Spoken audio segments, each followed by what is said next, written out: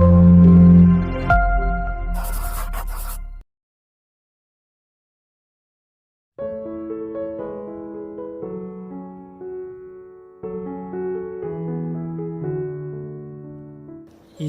kalau tadi keutamaan ilmu, ada beberapa juga Mbak Hasim ngomong keutamaan ulama.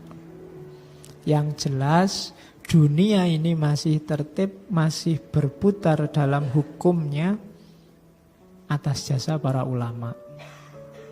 Yo alim itu kan ilmunya tidak cuma ilmu agama. Ada alim di bidang fisika, di bidang matematika, di bidang biologi. Mereka ini kan yang penyangga tertibnya dunia, orang-orang yang berilmu. Nah, katanya Nabi, dunia ini akan hancur karena lenyapnya ulama. Semakin berkurang ilmuwan, dunia ini akan semakin ruwet. Ilmuwannya berkurang, politikusnya tambah, bisnismennya tambah. Oh, itu alamat sudah dunia semakin lama semakin kacau. Karena ilmuwan tidak terlalu menjanjikan. Uangnya kecil, terus orang berlomba-lomba. Yang ilmuwan nanti masuk dunia politik atau masuk dunia bisnis. Akhirnya kita banyak kehilangan ulama, dalam tanda petik. Ulama dalam berbagai bidang. Akhirnya apa? Dunia hancur. Kenapa? Karena pada akhirnya urusan-urusan dunia diserahkan pada orang yang tidak ngerti ilmunya. Itu maksudnya hadis itu. Ketika urusan sudah diserahkan pada orang yang tidak ngerti ilmunya, hasilnya ya mesti rusak. Kenapa kok nggak diserahkan pada yang ngerti ilmunya? Yang ngerti ilmunya sudah pergi, entah pergi ke bidang yang lain, yang lebih profit, yang lebih banyak hasilnya, atau meninggal. Jadi ulama itu pentingnya adalah dialah yang menyelenggarakan tanggung jawab kekhalifahan di muka bumi. Kalau mereka ini pergi semua, ya yang terjadi kekacauan demi kekacauan. Kalau tidak percaya, silahkan kamu cek ada masalah ruwet apa di Indonesia, itu mesti akarnya ketika yang ahlinya tidak ada, yang jadi ilmuwannya tidak ada, atau ada tapi tidak ikut campur, atau ikut campur tapi tidak dipercaya, atau ikut campur dan dipercaya tapi banyak tekanan. Oke, maka Nabi mengingatkan itu. Makanya kita hargai ulama itu antara lain dengan cara kita posisikan para ulama itu pada makomnya sebagai ulama. Oke, tidak hanya dihargai dalam arti tidak boleh dicaci maki, itu ya iya pastilah. Tapi ada yang lebih penting, kita posisikan mereka dalam porsinya dan proporsinya. Karena mereka lah nanti yang menjalankan tanggung jawab tertibnya dunia ini. Ini saya lupa dulu, hadis ini pernah saya sampaikan waktu tema para filosof muslim. Saya lupa di tokoh siapa. Jadi hati-hati, banyak orang yang cara berilmunya keliru.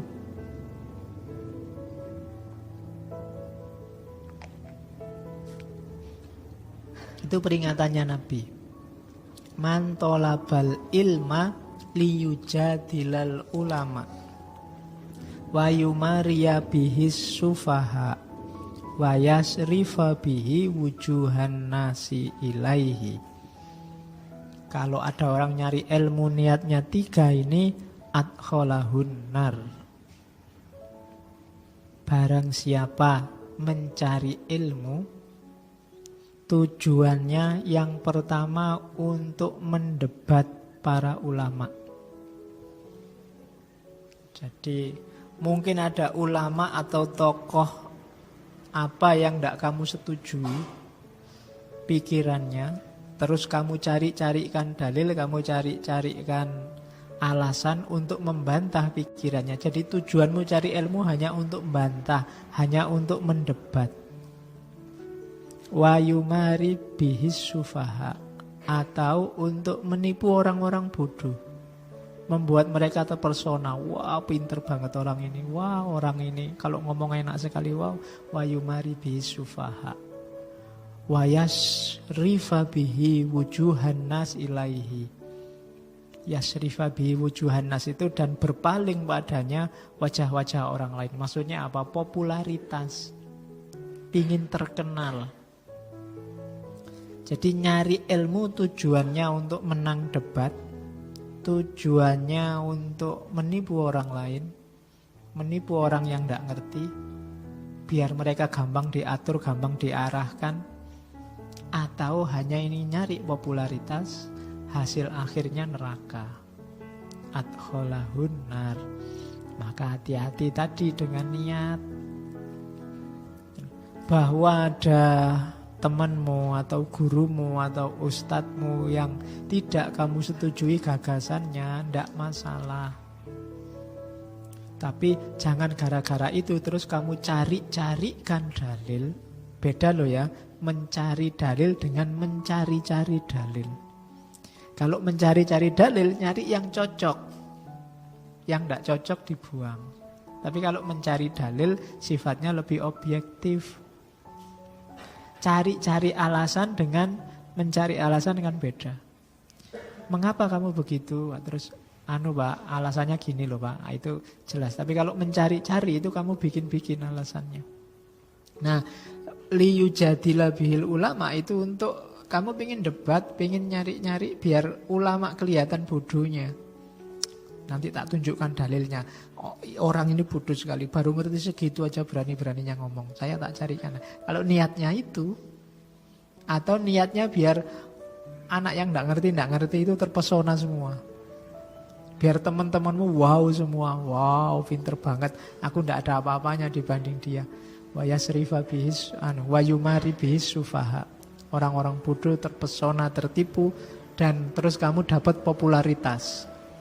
Mungkin kamu diundang ceramah kemana-mana, masuk TV, atau disuruh khotbah Jumat di mana-mana. Sekali Jumat bisa 2-3 kali khotbah. Nah itu berarti ya tujuannya hanya popularitas, maka adkholahun nar. Dulu kita pernah ngaji orang sofis, kelompok sofisme. Boleh dibuka lagi sesi sofisme. 3 ciri ini jadi karakternya orang sofis. Berdebat, pamer, dapat popularitas, terus dia mengambil keuntungan dari ilmunya. Jadi jangan sampai ini terjadi. Man talabal ilma liyujadila bihil ulama wa yumari bihis sufaha wa yasrifa bihi wujuhan nas ilaihi adkholahun nar. Nabi mewanti-wanti jangan sampai nyari ilmu kita itu. Baru masuk sekarang akhlaknya muta'alim. Nanti yang alim ada di belakang. Oke, sebelum mencari ilmu seorang muta'alim, yang pertama tazkiyatun nafas. Ayo hati kita dibersihkan. Jangan niat macam-macam lah, apalagi yang sifatnya duniawi, apalagi duniawi yang jelek. Jangan ada unsur menipu, kotor, dendam. Nyari ilmu karena dendam kan bisa. Kurang ajar kok temanku IP-nya bagus, besok tak ulang, tak balap IP-nya. Nah, itu nanti nyari ilmu karena dendam. Atau hasud, iri. Alah, baru ngerti gitu aja pamer. Aku juga bisa kalau cuma ngomong kayak gitu, itu hasud namanya. Tidak suka kalau temannya pinter dan seneng kalau temannya lebih bodoh dari dia. Itu namanya hasud. Kemudian jangan sampai untuk niat hal-hal yang tidak baik atau budi pekerti yang tidak baik, yang jelek, pokoknya kita bersihkan semua. Terus kita masuk ke dunia ilmu. Jadi seperti saya bilang di depan, karakternya tidak dicari di tengah saat cari ilmu, tapi sebelumnya karakter kita harus jernih. Setelah itu baru bismillah cari ilmu lillahi ta'ala. Kalau sudah dapat, saya niat akan saya amalkan biar syariat Islam hidup, biar hati batin terang, dekat sama Allah. Terus niatnya itu saja cukup. Sisanya biar Allah yang ngatur. Jangan tertipu oleh cita-cita duniawi. Apapun itu, nanti menjebakmu sendiri. Kalau bahasa pesantrennya membuat ilmu tidak barokah. Ilmu tidak barokah itu ilmunya malah jadi sumber masalah. Hari ini kan banyak pengetahuan yang jadi sumber masalah. Jadi sumber debat, gegeran, terus jadi sumber perpecahan, jadi sumber gontok-gontokan. Nah, itu ilmunya jadi sumber masalah, tidak barokah. Biar barokah, bersihkan dari awal dirimu, kemudian isilah dengan niat lillahi ta'ala. Jadi kalau ditanya kuliah nyari ilmu. Besok kalau lulus mau jadi apa? Ya terserah Allah. Wong kita punya Tuhan. Yang penting kita sungguh-sungguh serius berusaha, apakah itu berusaha cari ilmu atau besok berusaha untuk bekerja, Allah pasti membuka jalan. Yakin kamu? Yakin. Nah itu kalau yakin mantap ya. Kadang-kadang kan kamu ragu sendiri. Kalau kamu ragu ya hasilnya ya setengah. Saya sering bilang Allah itu akan masuk dalam dirimu sejauh kamu beri berapa luas Allah ruang dalam dirimu. Jadi Allah kamu kasih dalam hidupmu berapa persen, ya sejauh itu Allah masuk. Kalau kamu yakinnya cuma 50%, ya Allah datangnya cuma 50%. Kalau kamu beri Allah jatah 99% untuk hidupmu, ya Allah datangnya 99%. Kalau kamu tidak terlalu yakin, ya Allah juga enggak terlalu bantu. Jadi Allah inda dzanni abdi, makanya semakin mantap kepasrahanmu, semakin dalam Allah masuk. Biasanya semakin orang wawasannya luas itu tipuannya di situ. Semakin pertimbanganmu banyak kan semakin banyak hal lepas. Termasuk hubungannya sama keimanan tadi. Kamu terus mikirnya ya rasional aja lah Pak. Kita ini kan manusia. Kalau kuliah saya nilainya jelek, kemudian wajahku ya jelek, kemudian IP ku ya jelek, terus besok mau jadi apa? Kita rasional aja lah Pak, manusiawi aja lah Pak, kan ngono. Ya ilmumu sendiri yang menjebakmu jadi begitu.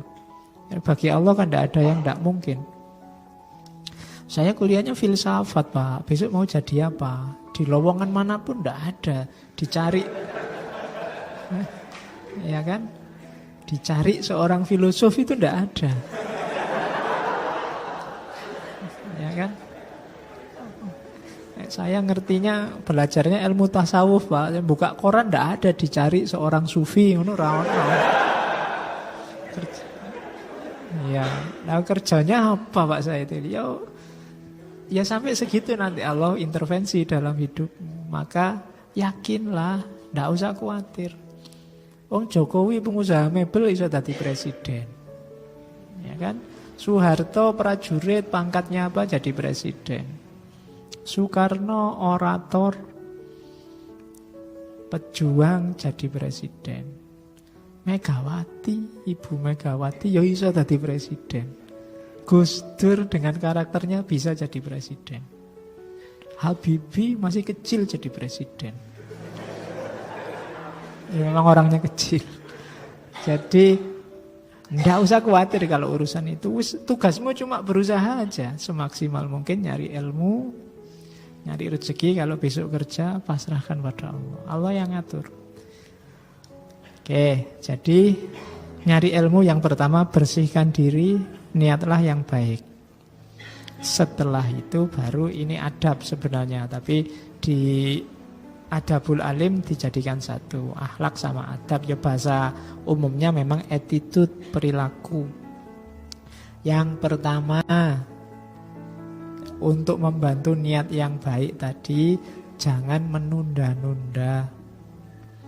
Ini penyakit yang banyak kita alami sebenarnya. Tidak segera dikasih tugas oleh dosennya, nanti di pertemuan ke-13, ya nggarapnya malam sebelum pertemuan ke-13. Akhirnya kesusu-susu. Begitu waktunya presentasi, oh tadi malam lampunya mati ya Pak. Alasannya gitu. Terus belum di print Pak, printer saya kok yang ngadat. Kalau pas ngeprint makalah mesti ngadat Pak. Kalau yang lain enggak. Jadi kenapa kok enggak kemarin-kemarin? Kita menunda-nunda. Ada tugas nulis ya ditunda-tunda. Kalau kepepet baru senyampe-nyampenya. Segeralah. Karena petunjuk Al-Quran fa'idha faragta fansab. Kalau kerjaanmu yang ini selesai, kamu bisa ganti yang lain segera. Dan nanti kamu akan produktif, karyamu banyak. Kalau kerjaan satu itu nggak selesai-selesai, ya sudah. Mau nulis, semangat Pak nulis, begitu pegang laptop, terus sebentar Pak buka Facebook dulu. Ya kan? Terus baca postingannya orang, ikut ngomentari, terus buka yang lain. Loh kok ada yang bagus postingannya? Akhirnya nggak situ nulis. Karena begitu. Mau baca juga begitu. Begitu lihat HP kok WA banyak yang ribut apa ini, terus nggak jadi. Jadi jangan ditunda belajarmu, urusan ilmu. Segerakan, dahulukan. Kalau sudah selesai, pengen Facebookan sebentar, main WA sebentar, monggo. Tapi tugasmu selesai, kamu bisa ganti ke tugas yang lain. Jadi nasihatnya Mbak Asim, yuk bersegera. Terus qanaah. Itu gandengannya niat lillahi ta'ala tadi, itu qanaah. Qanaah itu tidak banyak keinginan dan angan-angan. Mikirnya gak usah aneh-aneh, membayangkan yang macam-macam, pokoknya sinau aja. Terima aja apapun hasilnya dalam hidupmu tentang apapun. Karena biasanya kalau kamu nggak qanaah, sangat banyak hal yang bisa kamu jadikan alasan untuk tidak serius cari ilmu. Pak, ya enak temanku itu duitnya banyak Pak, bisa beli buku terus, saya nggak bisa. Alasan. Pak, ya enak dia Pak, karena kos-kosannya enak, nggak terganggu, belajarnya tenang. Saya ini kos-kosan cae kaya setan kabeh. Misalnya. Ya kan kamu sering gitu tuh mengeluh, semua jadi alasan karena kamu tidak qanaah. Jadi segera dikerjakan dan qanaahlah terhadap situasimu. Tidak usah, kenapa kamu jadi mengeluh? Karena kamu ingin banyak hal yang tidak kamu miliki. Nanti kalau kamu memiliki yang kamu inginkan yang lain dan tidak ada habisnya. Kalau kayak dia enak Pak, laptopnya edisi terbaru, mau download, mau apa-apa cepet. Saya ini laptopnya masih laptop lama Pak, sering hang, masih harus dipukul-pukul, masih harus digoyang-goyang. Nah, ya selalu mengeluh. Oke, jadi yang kedua qanaah, terima situasi sekelilingmu, atasi itu. Tidak usah terlalu banyak berangan-angan. Karena terlalu banyak berangan-angan, keinginan macam-macam biasanya terus tidak jalan. Yang ketiga, adab akhlaknya pencari ilmu selanjutnya membagi waktu, memanfaatkan waktu. Ini juga yang kita hari ini sangat banyak ketipu oleh waktu. Seolah-olah waktu kita sempit padahal banyak. Seolah-olah kita sibuknya luar biasa padahal ya nggak punya jabatan apa-apa, nggak jadi apa-apa, itu koyo penting banget. Terus waktunya susah. Wah, kapan ya Pak saya bisa mulai nulis? Seolah-olah waktumu itu repot terus, jadi mulai nulis saja kamu bingung. Loh emangnya kamu enggak punya waktu? Banyak sih Pak, tapi kapan ya Pak saya bisa menyelesaikan? Banyak waktumu, coba diatur, manfaatkan yang baik. Karena kan ada pepatah kan, al-waktu kasaif. Kalau bukan kamu yang motong waktu, kamu yang dipotong oleh waktu. Terus mempersedikit makan minum.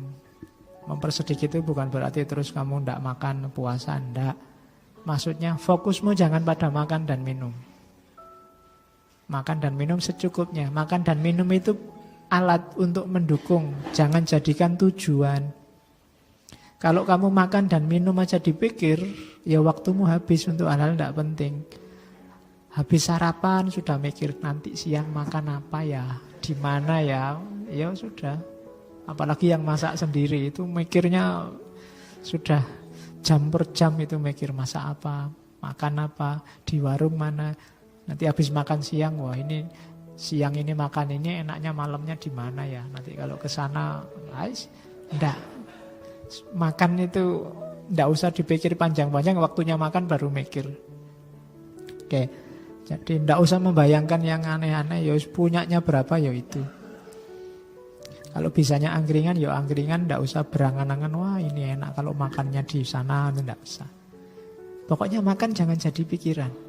Makan dan minum enggak usah jadi beban. Terus makanya istilahnya mempersedikit kuantitas maupun kualitas. Biar kamu tidak sibuk di situ. Terus wirai itu jelas, menjaga diri dari tadi yang tidak jelas, yang subhat, yang bisa merusak diri kita. Kamu sendiri bisa ngerti mana yang merusak, mana yang tidak. Apalagi hari ini segala hal yang kamu pegang itu punya dua potensi, merusak atau mendukung potensimu. Kamu yang memainkan HP-mu, laptopmu, bahkan temanmu, dosenmu, kampusmu, itu bisa memainkan dua peran. Tinggal kamu milih peran yang mana. Temanmu dia bisa mendukungmu, bisa merusakmu. HP bisa mendukungmu, bisa merusakmu. Maka terapkan model wirai, jaga diri. Seorang sufi bilang caramu untuk bisa wirai adalah malulah pada Allah. Orang yang punya malu terhadap Allah itu biasanya hidupnya lebih terjaga. Kita biasanya malunya hanya pada manusia. Sama Allah kita sering tidak malu.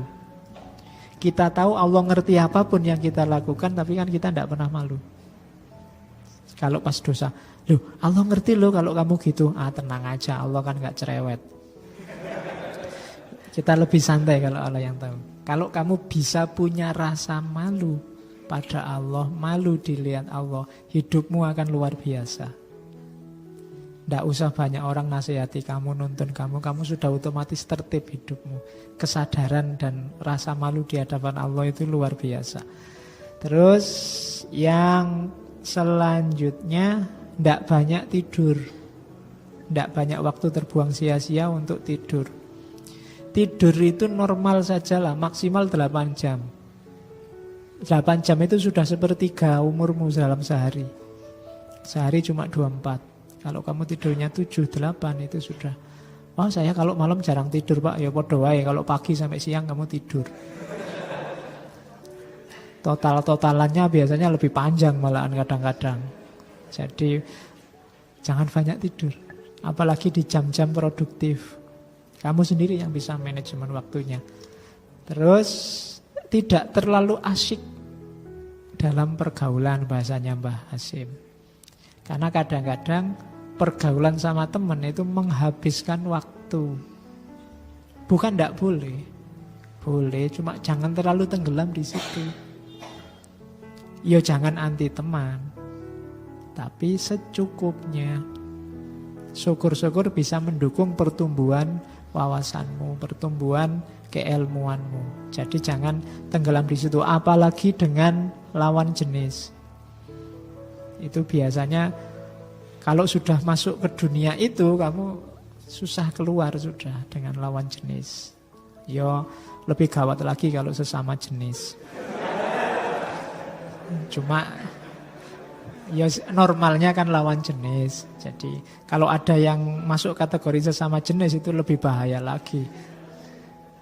Oke, kamu sendiri yang ngatur untuk urusan pergaulan. Kamu ngertilah dosismu sendiri. Dosis yang tidak membahayakan masa depanmu untuk urusan pergaulan. Karena ini juga penting. Untuk kematangan ilmumu, kamu butuh orang lain kadang-kadang. Maka manfaatkan pergaulan untuk membantu itu.